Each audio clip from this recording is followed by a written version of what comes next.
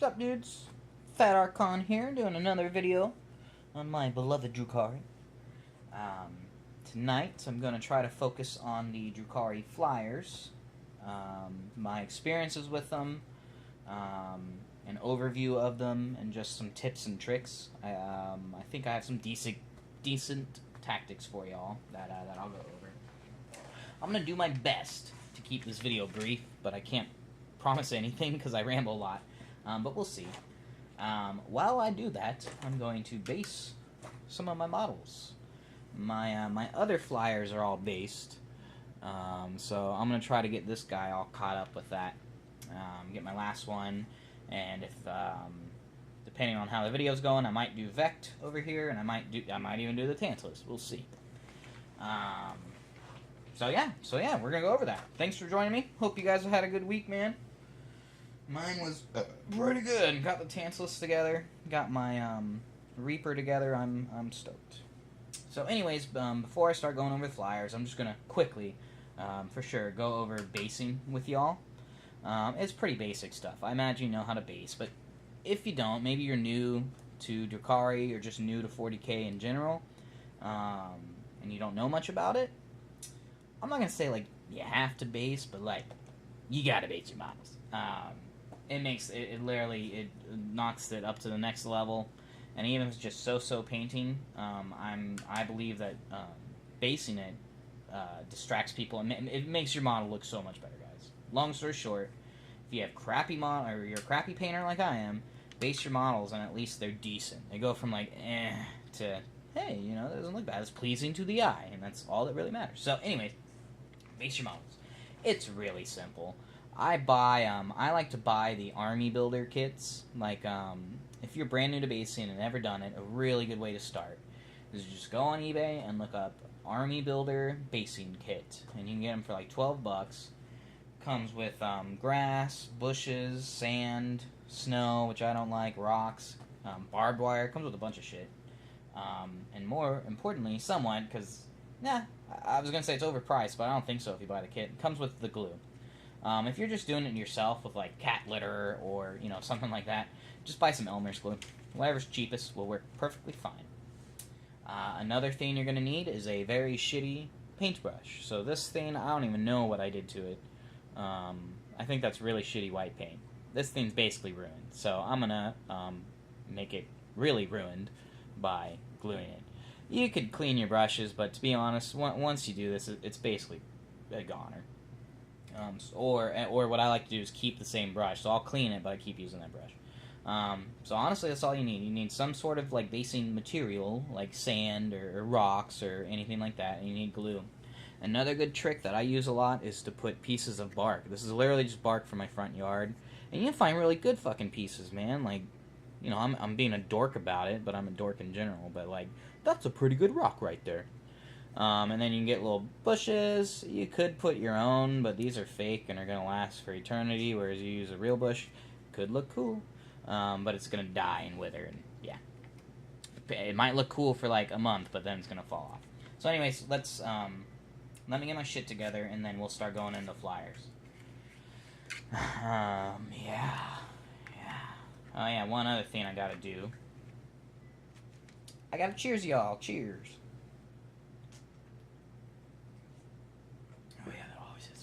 Okay, so, first of all, excuse the mess, guys.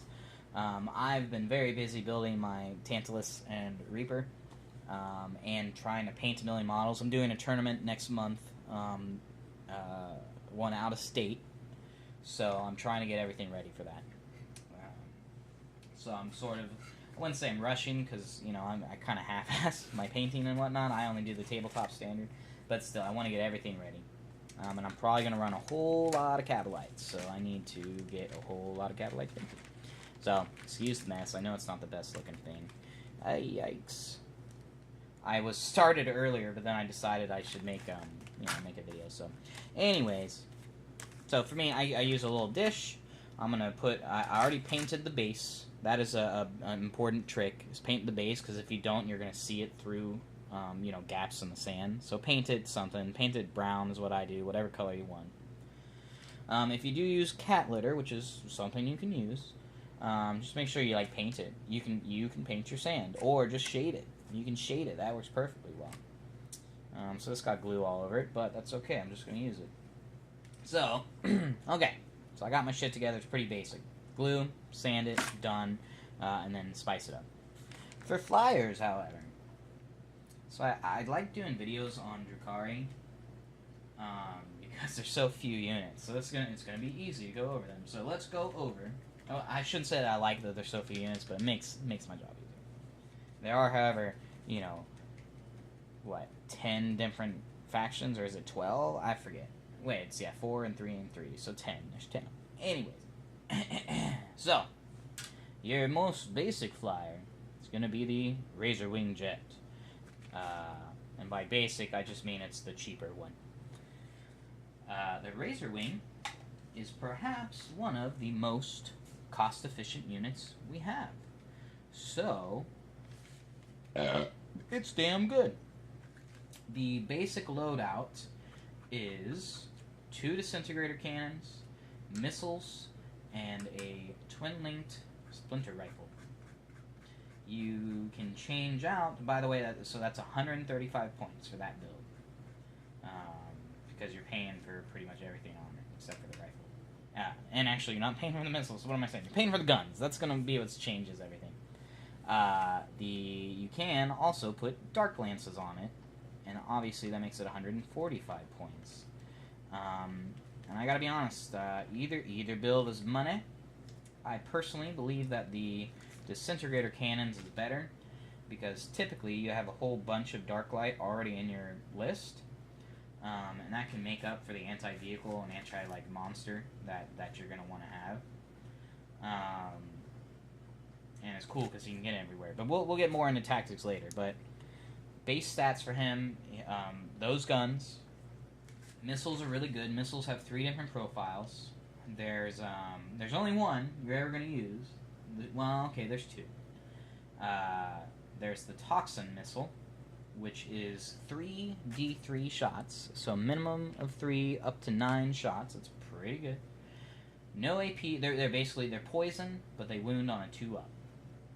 So I wouldn't necessarily say anti-infantry. It is anti-infantry, but it's better for anti-heavy infantry because it's poison.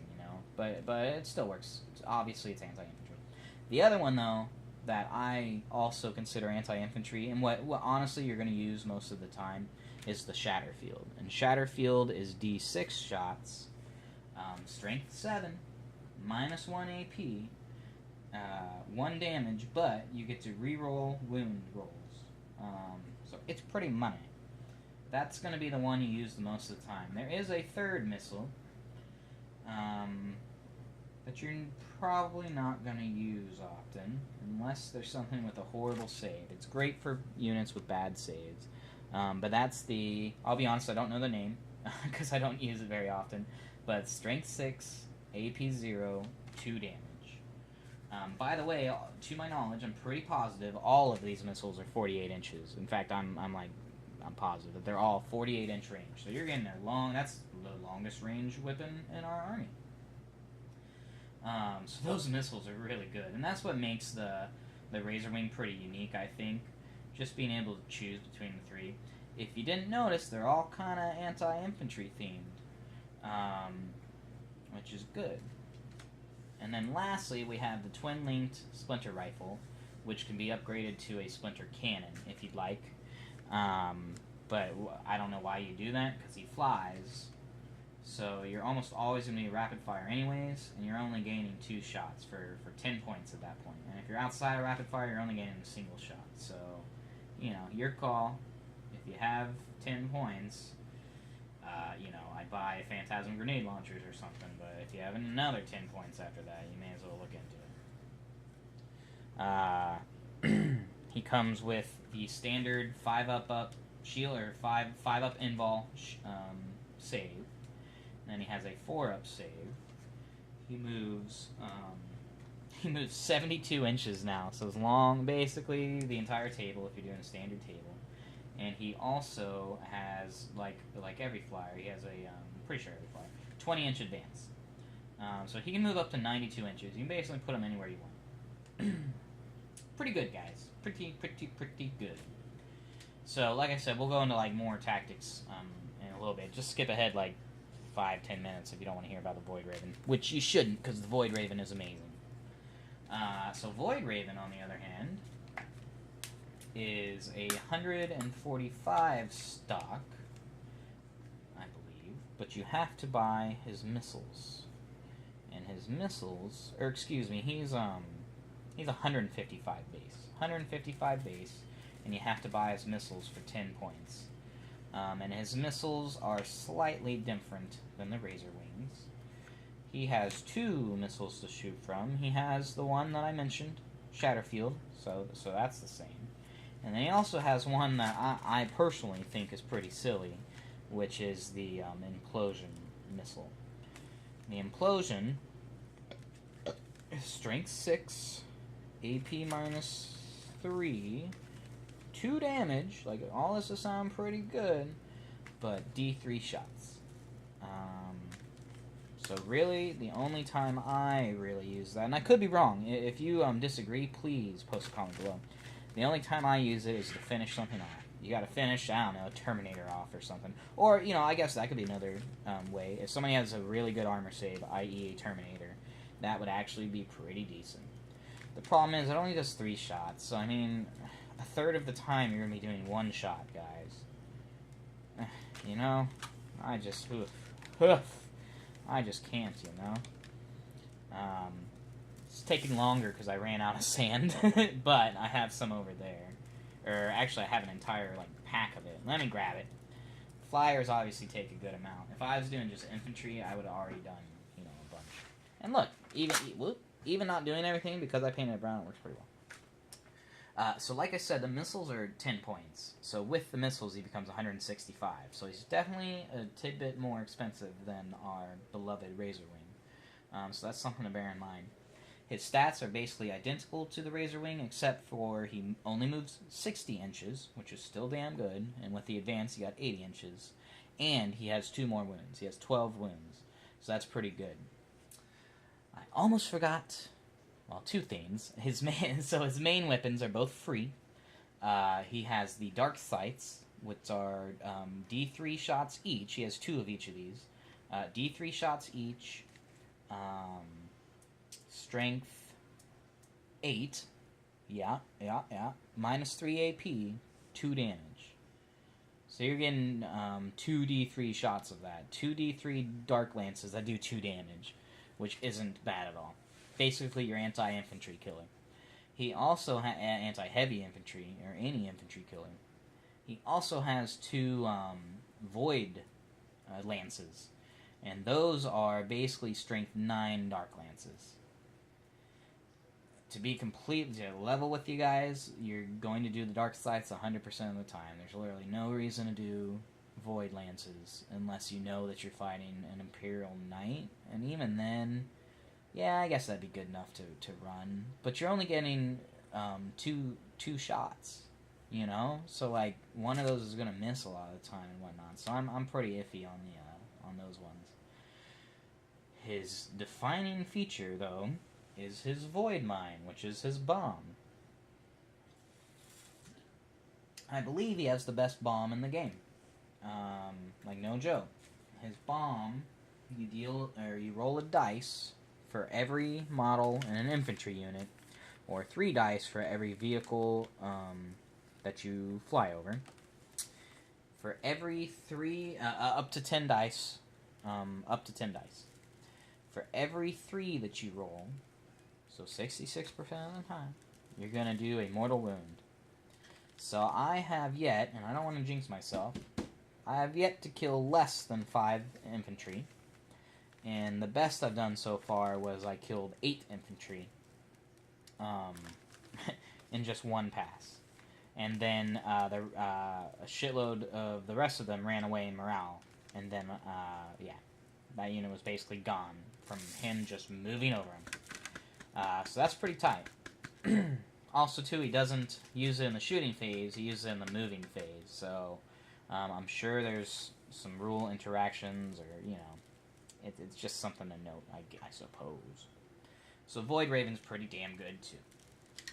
So, alright. Why do I like Flyers so much? That is a great question.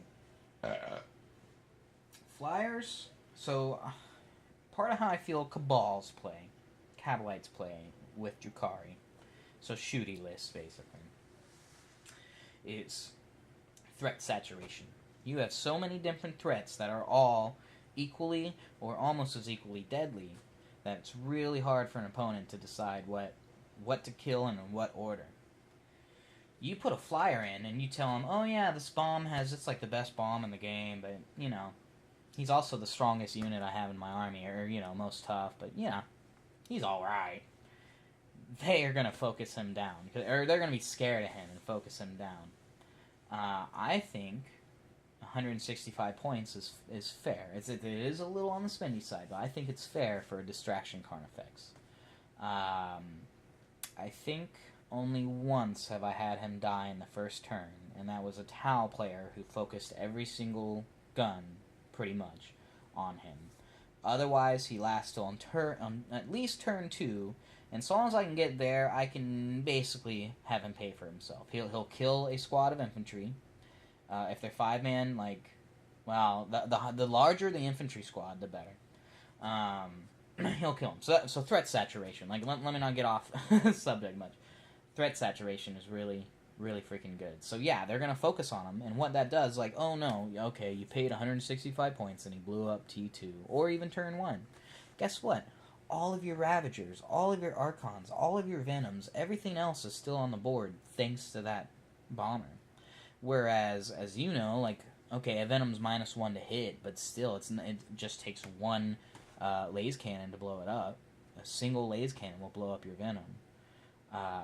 So they might split their fire and take out 2 or 3 of your units, and now your blasters are in foot, blah, blah, blah, blah, blah, blah. So that's a huge part of why I think Flyers are good. Number 2 is not many people are experienced fighting Flyers. I can't think of a time I've fought somebody with a Flyer this edition. Yeah, I don't think so. There is a guy who plays Eldar who brings a Hemlock, but I haven't fought him yet, sadly. So there's one, and Hemlocks would be one that you'd see, because they're really freaking good. So that's really handy, and that opens up possibilities, because people are going to make pretty bad mistakes. And sorry, I'm looking for that sand. I need it. One of the biggest and most common mistakes I see is improper bubble wrapping. So here, let me show you something. So let's say, and I know that shit's blocking it here. Let me see. Can you see? Yeah, good enough. Whatever. So let's say this is your character. How do most people bubble wrap a character? You know, we're deploying. It's turn 1. He's doing his deployment right now.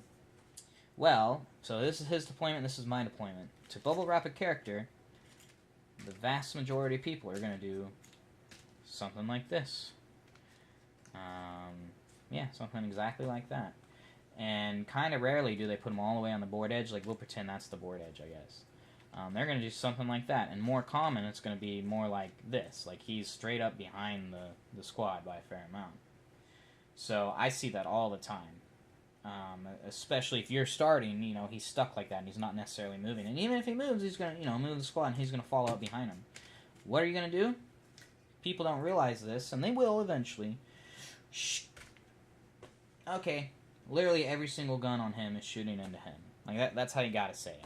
Everything shooting on that guy. I'll be honest, doesn't always kill him. They usually have a crazy save, but A, you scared the shit out of your opponent, and B, you wound the shit out of them. So, that's huge, guys. And literally, I'm gonna say half the games or more that I play, this happens. I've played so many people at my shop often enough that they're learning. Like, I'm training them, I'm learning them, and they know, and often forget still, but they know to bubble wrap. You need to put them inside the squad. Let that be anti-flyer tip for you. If you're fighting flyers, hide your guy. This is the character. Hide him inside the squad so I can't target him, or your opponent can't target him. So that's huge. That's a big thing, and I think is important to know. Number 3 is they're efficient. The Razor Wing is just insanely efficient. For the 2 dark sides, he's basically a Ravager. When you count in the missiles, in fact, he's better than a Ravager. And I'm talking about Disintegrator Cannon Ravager. Darklands, it's iffy. Razor Wing is better because he has the missiles, which gives him additional shots. You get 9 shots. I'll admit, it's random. So you might just roll a 1, and then it's a little less than... I'd say comparable, because he still has a poison. But he's better. Let's get that out of the way. I think he's better. And he's 5 points more, I believe it is. I think it's 130 for a Disintegrator Ravager. Don't get me wrong, though. The Darklands version is amazing as well, because the Darklands version is a take-all-comers model. He can kill vehicles, monsters, infantry, heavy infantry, light infantry. He can kill them all. So Darklands, depending on how your army is set up, might be optimal for you. If you don't have that much Darklight, bring in Dark Lances. If you have a shitload of Darklight, bring the Disintegrator Cannons. Pretty obvious. I prefer Disintegrator Cannons because then he can massacre infantry, which is something that we lack. It's a pretty obvious flaw in the Drukhari armory is our anti-infantry. So I love to do this to shore it up. And again, it's only 130 points. That's so efficient. Voidraven is a little bit more expensive, 165. But he brings the utility. That bomb. The bomb mixed with the dark sights is almost guaranteed to wipe out a 10-man unit. Unless you roll really bad on the bomb or roll really bad on the dark sights, you're like guaranteed to kill a 10-man unit of 1 wound infantry. Dude, and what's tight, they could have a 2-up save with a 2-up invol, and they could have all this crazy shit, but you do mortal wounds, it doesn't matter. And what's nice to do is you go over a squad, let's say you kill 5 of them, which is less than the average, 6.6 is the average. So you just kill 5 of them, shoot your dark sights into them, you kill another 3 to 5, or, whatever it's going to be, and now they fail morale, and bam, you just wiped out a unit, you got first blood. And now they're pissed at your Voidraven, and they're going to focus everything on it every time, even though you tell them the bomb's only once. Like, it's ridiculous. So he's good, don't get me wrong. Again, for loadout, always dark sights. Missiles used to be way unaffordable and shitty, but now they're only 10 points. I'm going to do it every time. Unless I super need 10 points, and I'm not even sure what you'd buy. A blast pistol, I guess, but I still like those missiles. Him, like I said, really goes either way. Disintegrator Cannons is how I personally do it. But Dark Lance is the other option. You can magnetize, and that's obviously what I do. These are actually really easy to magnetize. I haven't done it yet, but what I did is, I don't want to rip them out, but I've, barely glued them in, so I'm just going to take them out when I'm ready. I'm trying to think. I could have swore there's more. Ah, yes, that's right. Okay. I could have swore there's more. Obsessions. So let's go over obsessions. The best, I'll just tell you straight up, the best one is Blackheart. I know what some people were thinking was Flayed Skull. Tell me, what benefits do these guys get from Flayed Skull? Plus 3-inch movement, you say? Okay, well, he moves 72 inches, so you're adding, what is that, 4%? I'm horrible at math, but let's just pretend. You're adding, 4% to his movement, somebody that already moves across the table? Okay. It doesn't affect his minimum movement, by the way. And for him, you're adding, what, 5%? Yeah, 5%. 5% movement. Okay, that's, 3% could get you somewhere. That gets you, that much closer, I suppose. And then you're helping his rifle. You do get ignore cover, but these are -4. Dark Lancers are -4, and then Disintegrator Cannons are -3. You're already getting really good AP. So, I'm not sold on the Flayed Skull. If you don't want to run another detachment, I guess. Blackheart, you get Feel No Pain, guys. You make your flyers even more survivable, and people hate Feel No Pain on vehicles. Oh, it always surprises people, and I love it. Another good trick with Blackheart is you want that Agents of Vect stratagem, but you want to run a Flayed Skull detachment for the Venoms and all that. Bring an Air Wing of Blackheart. Bam, you got all the stratagems you want. Good job, bravo. So that's something I suggest. And then obviously the poison tongue like has no use, like whatsoever. What's the fourth one? Obsidian rose. No, they fly, so you don't need extra range. So Blackheart is it. Unless you're trying to stay fluffy and keep everything the same, Blackheart all day, every day. Witch Cult. No, yeah, there's nothing there. Yeah, you're not gonna charge. You don't need strength. You don't need attack. So meh. Coven. No. Nope, you're not doing melee. Don't get their in ball. So yeah, you're gonna stick them Cabal, which is good because that's what you want. Again, Blackheart. For stratagems, the +1 to hit a fly unit is all right, and then don't forget your -1 to hit stratagem. If somebody's gonna focus on them, make them play that ability or play that stratagem, excuse me, and now you got -2 to hit. And if you're doing Blackheart, -2 to hit, 5 up invul, 6 up feel no pain. Like, they're having to get through some shit. Yeah, I mean, I went over the main stuff I want. What's silly to me is that Screaming Jets doesn't work for flyers. Because remember, guys, when you deploy a flyer, it has to move that minimum movement. So just bear that in mind. I think it's silly that it has jets in the name, but doesn't allow it. So, okay. We're going to end it there. I need to find my sand. I don't want you guys to watch me, or hear me, dig through my apartment.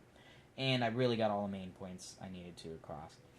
If you don't have a flyer, do us all a favor. Well, do yourself a favor if you have the money and whatnot. And just buy a Razor Ring. Just buy one Razor Ring and see how it does. I promise you, I swear to you, you'll be very impressed. It's only $45. That is a steal for a flyer. This little fucker's $80. I love him. He's my favorite unit. I am gonna say he's worth it. But if you're looking at a, real money to effectiveness ratio, he blows him out of the water. So just bear that in mind. He is tight with the mine and the cool ass guns and the very unique look. Not much looks like him. I like him a lot. So anyways, guys, I really hope this helped. I hope this gave you some ideas. And I hope you guys enjoyed it. Please, as always, please just leave any comments you might have below. You all have a great night. Good luck with your modeling. Good luck with your painting. And I'll see you all around. Peace. Loadout.